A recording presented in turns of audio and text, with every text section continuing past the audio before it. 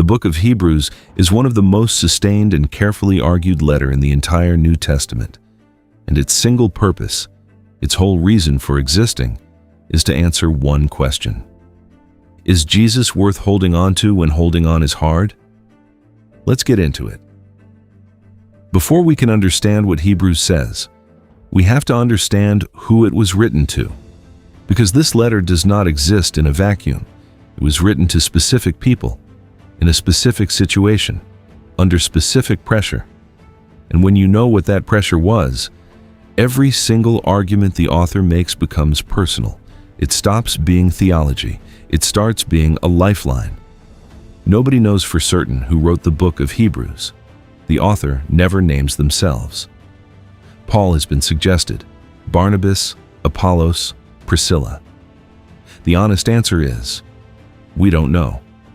What we do know is that whoever wrote it was one of the most gifted writers in the entire New Testament, and they knew the Hebrew Scriptures in extraordinary depth. What we also know, with confidence, is who they were writing to. Jewish Christians, people who had grown up inside Judaism, who had known the Torah since childhood, who had been formed by the temple, the priesthood, the sacrifices, the festivals. All of it was their world, their identity, their entire framework for understanding God and how to reach Him. And then they had encountered Jesus, and they had believed, and they had joined this new community, the church, which in its early decades was largely Jewish believers who understood Jesus not as a departure from their heritage, but as the fulfillment of it. And now, they were under pressure. The letter appears to have been written somewhere around the 60s AD, a time of increasing Roman hostility toward Christians, a time when following Jesus was beginning to cost things, real things, jobs, relationships, social standing, safety. Look at what the author writes in chapter 10, verses 32 through 34. He is reminding them of their own history. Remember those earlier days after you had received the light, when you endured in a great conflict full of suffering. Sometimes you were publicly exposed to insult and persecution. At other times, you stood side by side with those who were so treated. You suffered along with those in prison and joyfully accepted the confiscation of your property. Their property was confiscated. They were publicly insulted. They watched friends go to prison. And in those early days, they endured it joyfully, because the faith was alive, the conviction was strong, the hope was fresh and immediate. But that was earlier days. Now, in the present of this letter, the faith is not as fresh, the hope is not as close, and the cost has not gone down. If anything, it is going up. And some of these people are quietly, privately considering the exit. And the exit available to them is not abandoning religion altogether. The exit is going back to Judaism, back to the temple and the priesthood and the sacrificial system, which was legal under Roman law in a way Christianity was not, which would relieve the social pressure, which would make life easier. You can understand the logic. I started this because of Jesus, but the old way is still there. The temple is still there. Maybe I can ease back. Maybe I can hold on to the spirit of what Jesus was, without the cost of being openly identified with Him. And the author of Hebrews sits down and writes a letter, not a scolding letter, not a shaming letter, a letter that builds the most thorough, most careful, most compassionate case possible for one single conclusion. Jesus is better, not just good, not just one option among many, better. Better than everything that came before, better than the angels, better than Moses, better than the entire Levitical priesthood, better than the sacrifices, better than the temple itself. And if Jesus is better, then going back is not neutral. Going back is walking away from the real thing and back into the shadow of it. And these people, the author is convinced, deserve to understand exactly what they have before they let it go. The author doesn't waste a single word. The letter opens, in its very first sentence, with one of the most majestic statements in the New Testament. Hebrews 1:1-2. In the past, God spoke to our ancestors through the prophets at many times and in various ways. But in these last days, He has spoken to us by His Son, whom He appointed heir of all things, and through whom also He made the universe. In the past, prophets. In these last days, His Son. The author is not dismissing the prophets, he is placing them in sequence. There was a word through Moses, a word through Isaiah, a word through Ezekiel, all of them true, all of them important, all of them part of the same story. But now, the Son has spoken. And when the Son speaks, it is not one more voice in a long line. It is the voice the whole line was building toward. The clearest, fullest, most complete communication of who God is that has ever been given. And then the author spends the first 2 chapters arguing that Jesus is greater than the angels. Now, why would he need to argue that? Why is the comparison even necessary? Because in first century Judaism, angels were understood to be the intermediaries through whom the law was given. Acts 7:53, Galatians 3:19. The law came through angels, which meant angels were associated with the highest possible spiritual authority in the Jewish world. So the author says, Jesus is not an angel. He is the Son. He sits at the right hand of the Majesty. The angels worship him. He is categorically above them. And then, chapters 3 and 4, Jesus is greater than Moses. For a Jewish audience, this is even more striking. Moses was the figure above all figures, the one who spoke with God face to face, the one through whom the law came, the one who led the Exodus. He was the central pillar of Jewish identity. To say someone is greater than Moses was not a small claim. And the author makes it directly. Moses was faithful in God's house as a servant. Jesus is faithful over God's house as the Son. The builder of a house is greater than the house itself. Moses pointed to something. Jesus is what Moses was pointing to. And then the author moves to the argument that is really the heart of the whole letter. The priesthood. Here is the situation in the Old Covenant. The people of Israel needed to approach God, but God is holy, completely and utterly set apart, of a purity that human beings in their broken state cannot simply walk into. There is a gap, and God, in His grace, built a bridge across it. The priesthood. A group of men from the family of Aaron, the tribe of Levi, set apart to serve as intermediaries, to stand between the people and God, to offer sacrifices that covered sin and maintained the relationship, to be the ones who could go where ordinary people could not.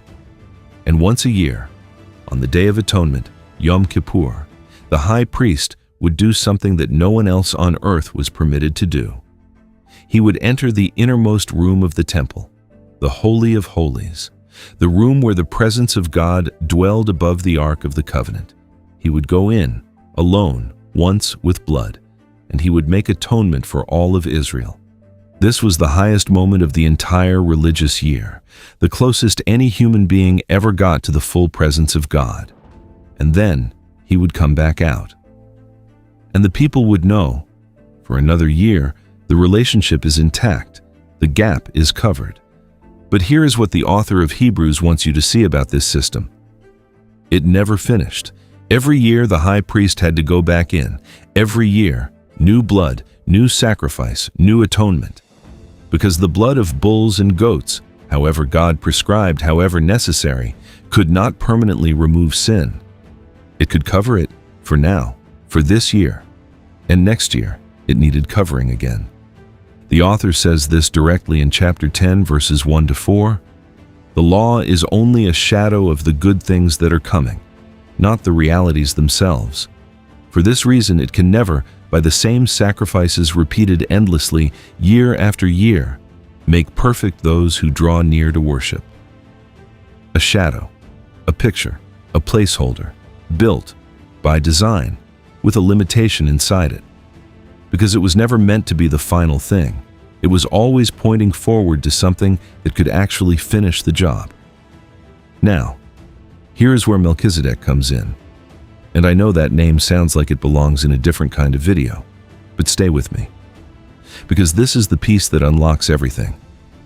Melchizedek appears exactly once in the entire Old Testament, Genesis 14.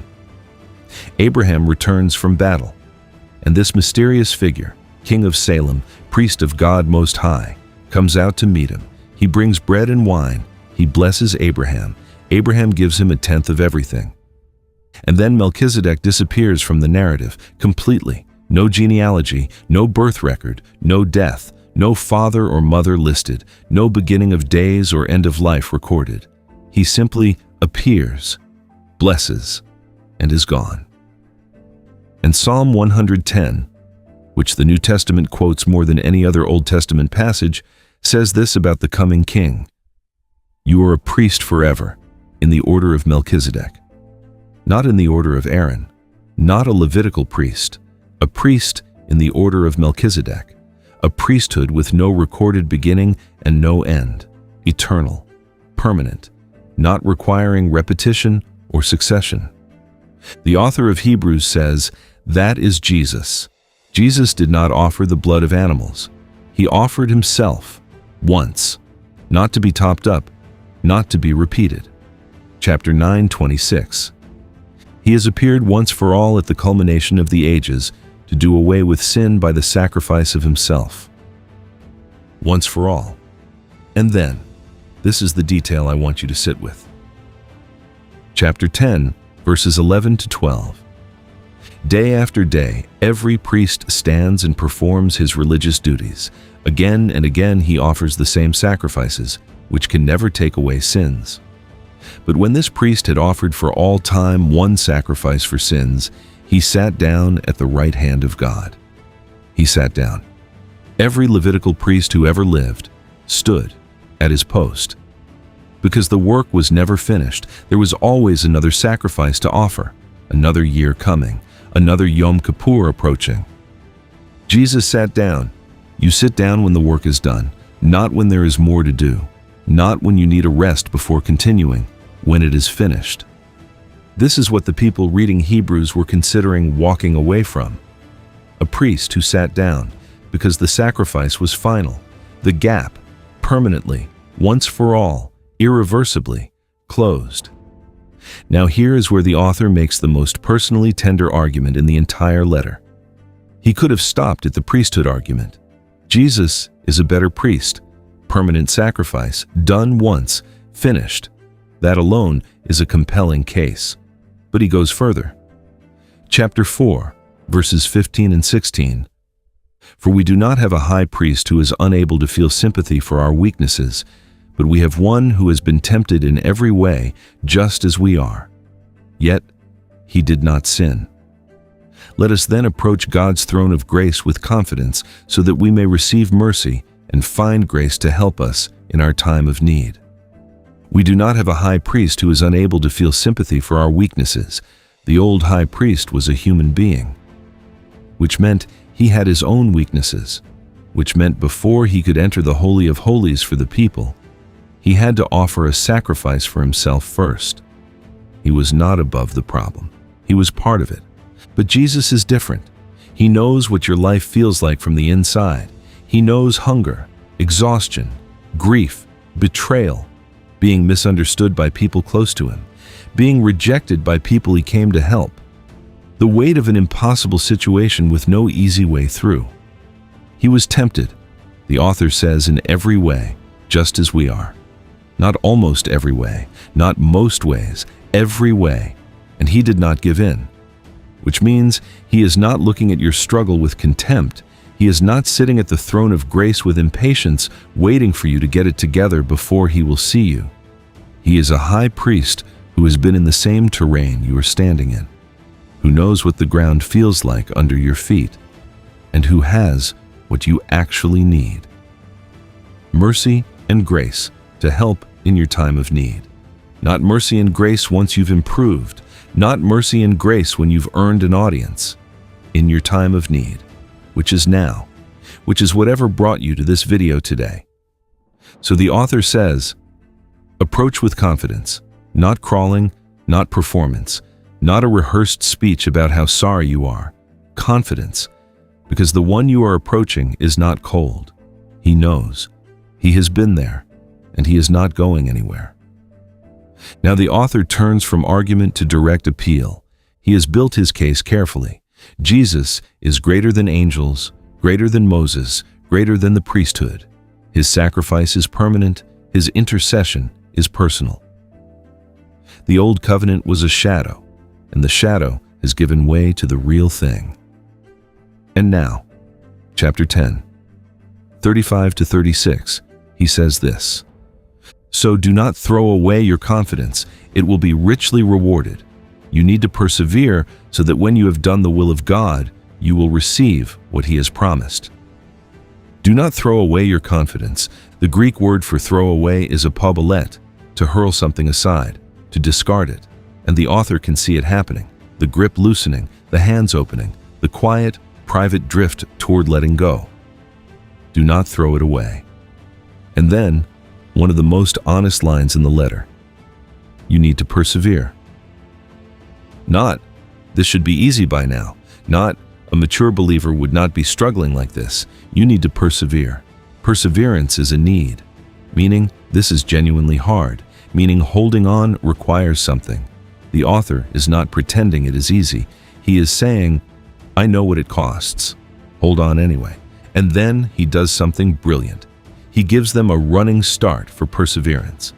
He reaches back into their own history, the history of their people, and he builds a case from the lives of everyone who came before. Chapter 11. Chapter 11 begins with one of the most quoted definitions in the entire Bible. Verse 1. Now faith is the substance of things hoped for, the evidence of things not seen. Substance, evidence. Those are legal words, forensic words. Substance in Greek is hypostasis, the title deed to a property, the legal documentation that proves ownership. Faith is the title deed to what you are hoping for. You do not possess it yet in your hands, but you hold the legal claim to it. It is yours. The paperwork exists, evidence, elenkos, a legal proof, a piece of evidence that establishes a fact in court. Faith is the proof of what you cannot yet see. The author is saying, faith is not wishful thinking, not optimism dressed in religious language. It is a legitimate legal standing, a real possession of something not yet physically received. And then, beginning in verse 4, he lists them. Every person who lived by this kind of faith, who trusted what they could not see, who kept going when it cost them, who held the title deed and never let go, even when the promise had not arrived. Abel, Enoch, Noah, Abraham, Sarah, Isaac, Jacob, Joseph, Moses, Rahab, Gideon, Barak, Samson, Jephthah, David, Samuel, the prophets, name after name after name. And as the list builds, listen to what the author says about what some of them endured.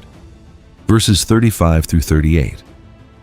There were others who were tortured, refusing to be released so that they might gain an even better resurrection. Some faced jeers and flogging, and even chains and imprisonment. They were put to death by stoning, they were sawn in two, they were killed by the sword. They went about in sheepskins and goatskins, destitute, persecuted, and mistreated. The world was not worthy of them. These people, sawn in two, wandering in deserts, living in caves, the world was not worthy of them.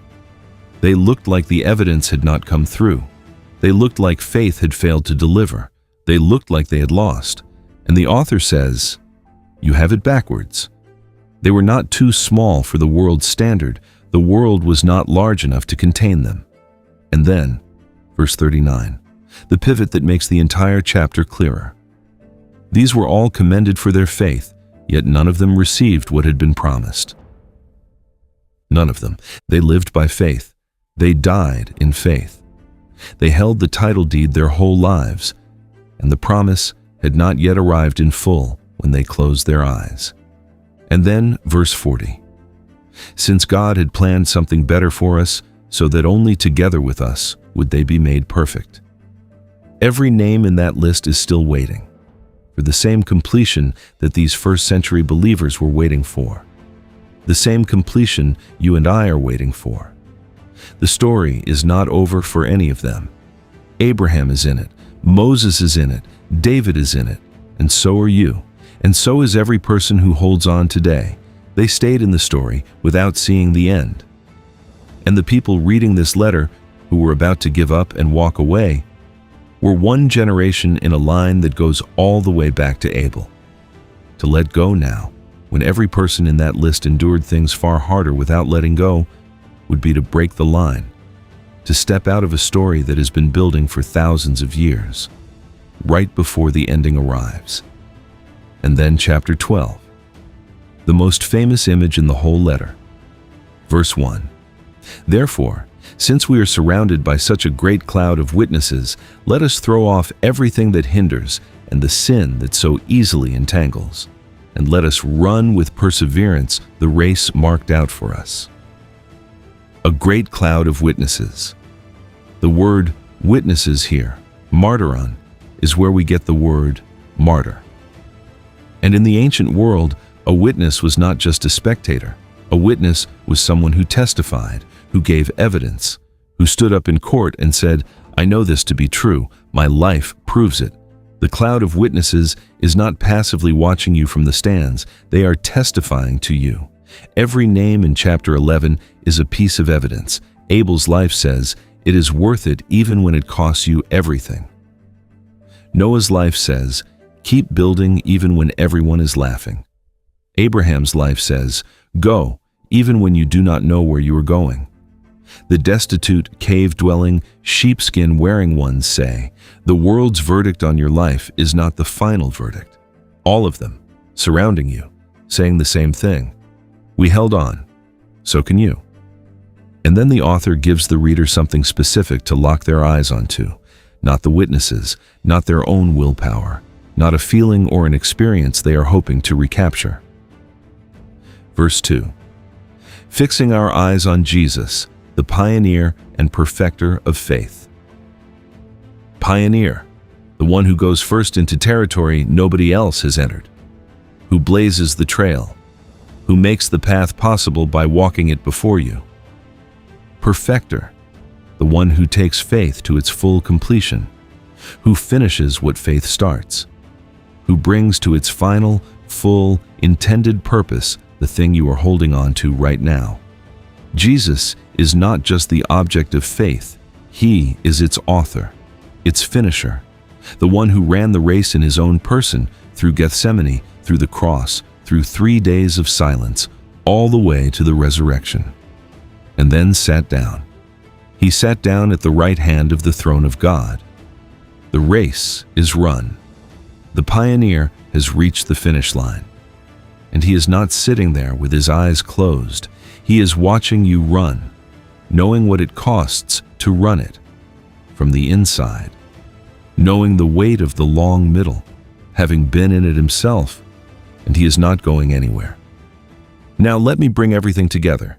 Hebrews is not a complicated book. It is a compassionate book. It is a letter written by someone who could see a group of people letting go of something they could not afford to let go of, and who made the most thorough, most carefully constructed, most loving case possible for why they should hold on. Here is the whole argument in one place. The old covenant was real. The prophets were real. The priesthood was real. Moses was real. The sacrifices were real. But all of it was a shadow, a picture, a placeholder, built to point forward to something, to someone, who would be the substance behind the shadow. Jesus is the substance. He is the word the prophets were pointing toward. He is the priest who sits down, because his sacrifice does not need repeating. He is the high priest who has gone into the real Holy of Holies, not with animal blood but with his own, not to come back out but to sit down. He is the pioneer of a faith that is held not on feelings or circumstances, but on the legal title deed of a promise that cannot be revoked. And going back, walking away from this, is not a sideways move. It is not a neutral option. It is trading the real thing for the picture of the real thing. It is stepping out of the sunrise and back into the painting of the sunrise. You have a priest who sat down. You have a sacrifice that is done. You have a door to the throne of grace that is permanently, irreversibly open. You have a cloud, every name from Abel to the last martyr of the first century, all of them testifying, hold on. And you have a pioneer who is already at the finish line, seated, watching you, knowing the cost of every step.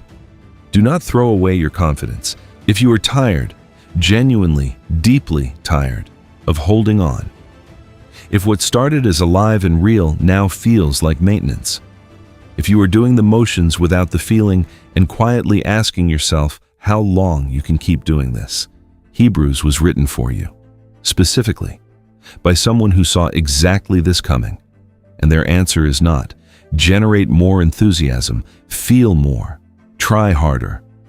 Their answer is, look at what you actually have, not at how you feel, at what is actually, objectively, permanently true. A finished sacrifice, a seated priest, an open door, a cloud, a pioneer. Hold on. And if you are someone who has been drifting, not a dramatic exit, just a slow, quiet movement away, a little further each month, until one day you look up and the shore is barely visible. The author has a word for that too. Chapter 2, verse 1.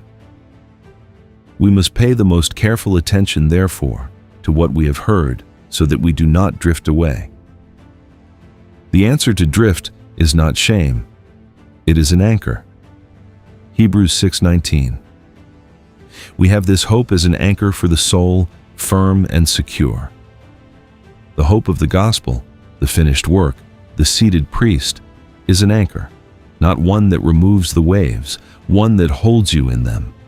And if you are someone watching this from outside the faith entirely, curious, skeptical, unsure what any of this is about, I want you to know that the God described in this letter is not who you might think he is.